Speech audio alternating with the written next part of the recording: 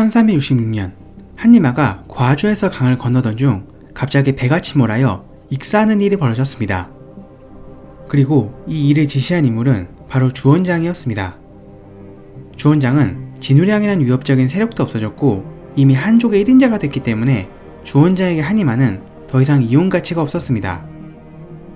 그리고 주원장은 한니마가 사망한 후인 1367년 더 이상 송나라의 연호인 용봉을 사용하지 않고 오원년을 선포하였습니다.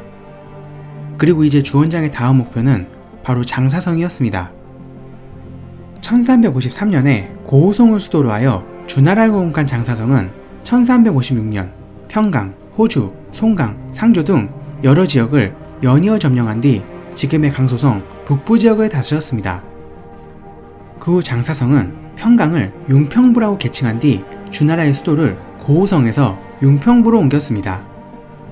하지만 융평부는 1357년 지명을 개칭한 지 1년 만에 다시 평강으로 복원되었는데 그 일의 전말은 이러하였습니다. 당시 장사성은 북쪽으로는 원나라가 있었고 남쪽으로는 주원장의 세력이 있었기 때문에 위아래로 적을 상대해야만 했습니다. 이렇듯 큰 어려움에 봉착한 장사성은 동생 장사덕의 건의를 받아들여 원나라의 지원을 받기 위해 거짓 항복을 한 것이었습니다. 그러자 원나라 조정은 그를 태위라는 관직에 임명하고 지명을 평강으로 복원하였습니다.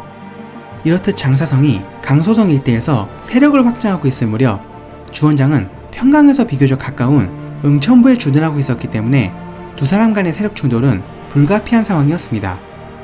당시에는 아직 진우량의 세력이 건재했기 때문에 만약 진우량과 장사성이 연합하여 남북으로 자신을 공격한다면 전세가 불리하게 돌아갈 수도 있어 주원장은 어떻게 해서든 장사성과 우호관계를 맺어야만 했습니다.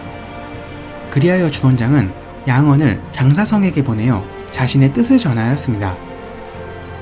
옛날에 외은이 천수에서 영웅을 칭한 적이 있소.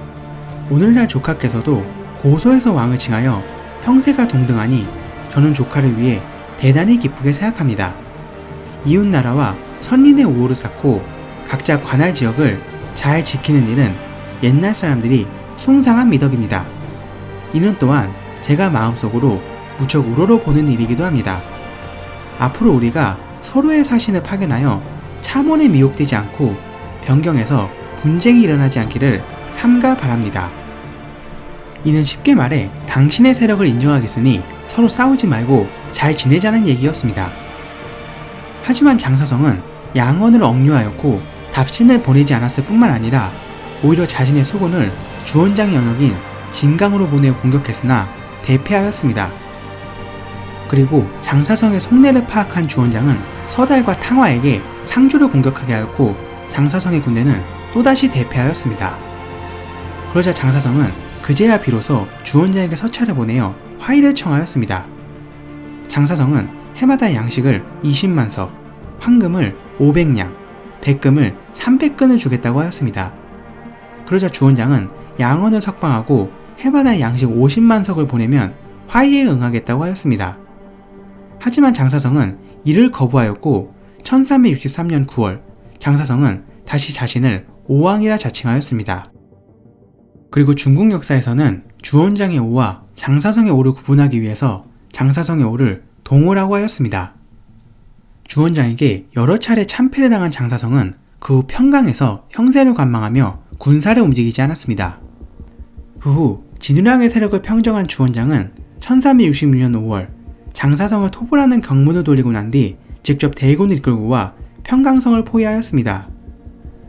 평강성은 평지에 조성되어 있어 지형을 활용한 방어가 매우 어려웠기 때문에 주원장은 평강성 둘레에 3층 목탑을 쌓게 하였습니다.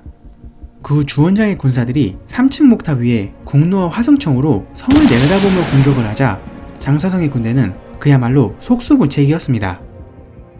주원장군의 공격이 계속되자 성 안의 백성들은 공포에 휩싸여 우왕좌왕하였지만 장사성은 은으로 만든 의자에 앉아 술을 마시며 그저 다그칠 뿐이었습니다.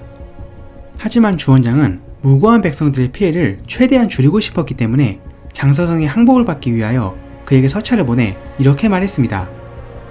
옛날의 호걸들은 하늘을 두려워하고 백성을 따르는 일을 현명함으로 삼고 자신의 몸을 보존하고 가족을 지키는 일을 지혜로 삼았다.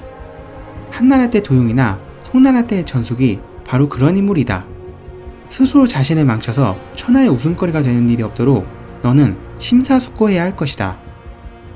하지만 장사성은 식량이 바닥나 쥐를 잡아먹고 풀을 뜯어먹으며 깨진 기왓장으로 공격을 하는 절망적인 상황까지 몰리면서도 끝내 투항만은 거부하였습니다. 그 후 주원장이 성을 포위한 지 1년이 지난 후인 1367년 9월 마침내 서달이 이끄는 군대가 평강성을 점령하였습니다. 이렇듯 상황이 점점 다급해지자 장사성은 자신의 아내인 유씨에게 이렇게 말했습니다. 내가 패하여 죽는다면 너희들은 어떻게 하겠는가? 그러자 유씨는 이렇게 말했습니다. 주군께서는 걱정 마십시오. 소첩은 주군의 은혜를 저버리지 않을 것입니다.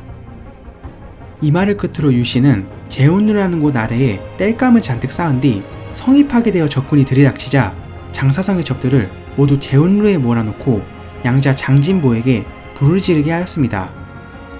이로 인해 장사성의 첩들은 모두 불에 타 죽었고 육시 본인은 목을 메어 자살하였습니다. 그 후 장사성은 주원장 군대에게 사로잡혀 응천보로 압송되었습니다. 장사성을 본 주원장은 그를 죽이지 않고 자신의 부하로 삼고 싶어 하였지만 장사성은 모든 음식을 거부하고 단식 끝에 목을 메어 자살하였습니다. 그의 나이 47이었습니다. 장사성의 죽음으로 동호는 멸망하였고 이로써 주원장은 자신에게 가장 큰 위협이 되었던 진유랑과 장사성의 세력을 모두 평정하였습니다. 그리고 훗날 명사에서는 장사성을 이렇게 평가하고 있습니다. 장사성의 사람됨은 겉보기에는 행동이 신중하고 말수 또한 적어 도량이 있는 것 같았지만 실제로는 원대한 포부가 없는 인물이었다. 이렇듯 진유랑과 장사성을 격파하고 그들의 세력과 영토를 모두 손에 넣은 주원장의 다음 목표는 경원을 중심으로 절강성 연해지역에서 세력을 떨치고 있었던 방국진이었습니다.